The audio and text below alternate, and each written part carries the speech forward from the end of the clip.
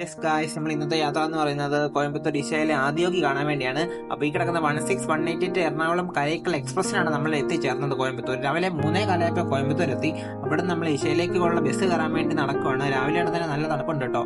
നമ്മളങ്ങനെ ബസ്സിൽ കയറി 14G എന്ന് പറഞ്ഞ നമ്പർ ആയിരുന്നു ബസ്സിന്റെ. 14D 14C ഏത് വന്നാലും കയറാം. അങ്ങനെ നമ്മൾ കോയമ്പത്തൂർ സ്റ്റേഷനോട് പയ്യൊക്കെ പറഞ്ഞ് നമ്മൾ ഇശയിലേക്ക് പോയിക്കൊണ്ടിരിക്കുകയാണ്. അങ്ങനെ നമ്മൾ 5:15 ബസ്സുകാരൻ നമ്മുടെ ഈശയുടെ മുമ്പിൽ കൊണ്ട് ഇറക്കി വിട്ടു. നമുക്കവിടെ ഒന്നും ചെയ്യാനില്ല, കാര്യം 6 മണിയാവാതെ തുറക്കിയല്ല.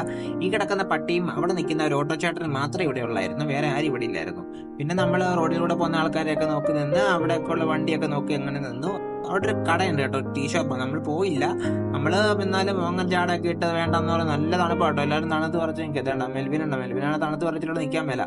എന്നിട്ട് നമ്മൾ നോക്കിയപ്പോൾ തന്നെ 6 മണിയായി, ഓപ്പൺ ആയി. ബസ് കറക്റ്റ് 6 ഓപ്പൺ ആയി കേട്ടോ. ബസ്സൊക്കെ കയറി പോകുന്നുണ്ട്. എന്നാൽ നമുക്ക് പോയേക്കെന്ന് പറഞ്ഞാൽ നമ്മൾ വീഡിയോ ഒക്കെ എടുത്ത് കയറി പോവാണ്. അങ്ങനെ നമ്മൾ ആ വിറക്കുന്ന തണുപ്പത്ത് അകത്തേക്ക് പോവാണ്. രാവിലെ 6 മണി ആയതുകൊണ്ട് തന്നെ വെളിച്ചമൊന്നും വന്നിട്ടില്ല.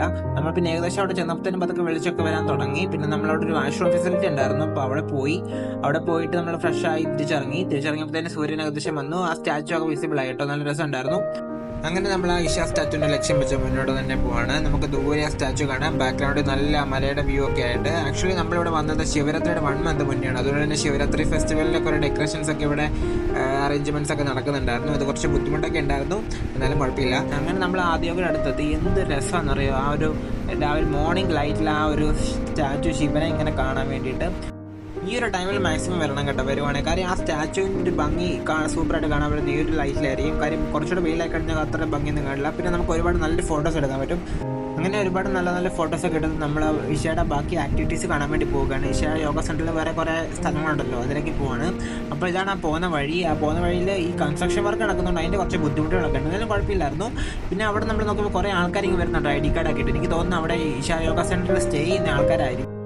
അങ്ങനെ നമ്മൾ ആ ബ്യൂട്ടിഫുൾ സൺറൈസ് ഒക്കെ കണ്ട് നമ്മൾ ആ ബാക്ക്ഗ്രൗണ്ടിൽ ആ ശിവ സ്റ്റാച്ചു ഒക്കെ കണ്ട് നമ്മൾ ബാക്കിലേക്ക് പോവാണ്. അതായത് ഇഷ യോഗ സെൻറ്ററിൻ്റെ ബാക്കി ആക്ടിവിറ്റീസ് കാണാൻ വേണ്ടി പോവാണ്. പോകുന്ന വഴിയൊക്കെ വെൽ മെയിൻറ്റൈൻഡ് ആട്ടോ, നല്ല വൃത്തിയുണ്ടോ, നല്ലവരും നോക്കുന്നുണ്ട്. നല്ല ആ ഒരു രാവിലെ ആയതുകൊണ്ട് നമുക്ക് ആ ഒരു മടുപ്പ് ഫീൽ ചെയ്യുന്നുണ്ട്. വിശക്കുന്നുണ്ടോ, അല്ലാതെ വേറെ പ്രശ്നമൊന്നുമില്ല. അപ്പോൾ നമ്മൾ ഏകദേശം അടുത്തെത്തി. ഇതൊക്കെ അവിടുത്തെ ഷോപ്സ് ആട്ടോ, ഒന്നും തുറന്നില്ല, എല്ലാം തുറന്ന് വരുന്നേ ഉള്ളൂ. അങ്ങനെ നമ്മൾ ഏകദേശം അതിൻ്റെ അടുത്തെത്തി. നമുക്ക് അങ്ങോട്ട് ബാഗ്സ് ഫോൺസ് ഒന്നും കൊണ്ടുപോകാൻ പറ്റില്ല കേട്ടോ. എല്ലാം ഇവിടെ ഒരു കൗണ്ടർ ഉണ്ട്, അവിടെ ഡെപ്പോസിറ്റ് ചെയ്യണം. നമ്മളങ്ങനെ സാധനങ്ങളെല്ലാം അവിടെ ഡെപ്പോസിറ്റ് ചെയ്ത് പോയി ഇറങ്ങിയിട്ട് നമ്മൾ ചായ കുടിക്കാൻ വേണ്ടി അവിടെ ഒരു ഷോപ്പിൽ കയറി.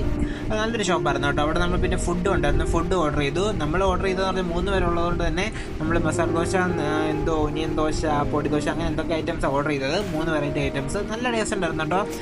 നല്ല അധികം റേറ്റ് ഒന്നും ഇല്ല, നല്ല തിരക്കുണ്ട് രാവിലെ ആയതുകൊണ്ട് തന്നെ. എനിക്ക് തോന്നുന്നു രാവിലെ അവിടുത്തെ ഏക ഒരു ഷോപ്പ് അതായത് തോന്നുന്നു. ആൾക്കാരൊക്കെ അവിടെ ഉണ്ടായിരുന്നു. നമ്മളങ്ങനെ ഷോപ്പിൽ നിന്ന്